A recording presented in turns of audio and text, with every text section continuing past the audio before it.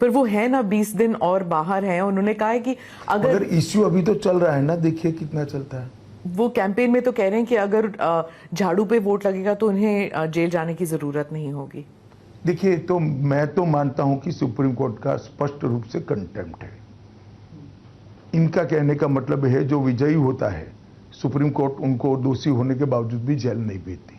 अब जिन जज साहबों ने उनको जमानत दी है, उनको ये सोचना है कि उनके जजमेंट का क्या उपयोग या दुरुपयोग हो रहा है। आप उस जजमेंट के बारे में क्या कहेंगे?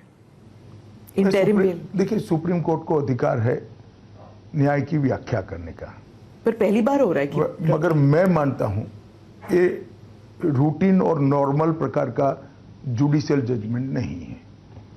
काफी लोग देश में मानते हैं कि स्पेशल ट्रीटमेंट दिया गया है। केजरीवाल जी कह रहे हैं कि आप लोगों ने इतने कैमरा लगाए हुए थे, पीएमओ तक में कैमरा का एक फीड जा रहा था, वो सब देख रहे थे कि ये केजरीवाल जी टूटते हैं कि नहीं, और वो कह रहे हैं कि मैं टूटा नहीं हूं और वो बीजेपी मेरे से इतना डरती है। कैमरा लगाए हैं तिहाड़ में।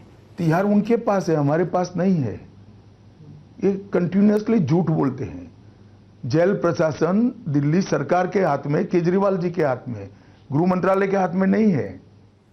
पर वो मतलब दिन में कम से कम 3 बयान आते हैं केजरीवाल जी से, और उन्होंने इंडिया अलायंस का नैरेटिव कब्जा कर लिया, क्योंकि वो कहते हैं पहले कि प्रधानमंत्री फुल टर्म नहीं रहेंगे तो मोदी की गारंटी नहीं, वो अमित शाह जी की गारंटी बन जाएगी क्योंकि कमान आप संभालेंगे। चलिए, आप इतने सीरियसली ले रहे हैं, वो सिर्फ 22 सीट लड़ रहे हैं देश में।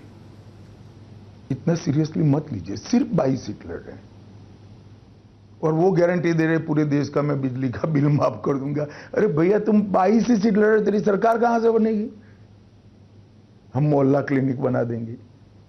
और मैं कई बार स्पष्ट कर चुका हूं, फिर से स्पष्ट करना चाहता हूं, 29 तक मोदी जी ही रहेंगे। और केजरीवाल, आपके लिए कोई अच्छा समाचार नहीं है, 29 के बाद भी मोदी जी ही हमारे चुनाव अभियानों का नेता है, उनके नेतृत्व में ही हम चुनाव लड़ेंगे।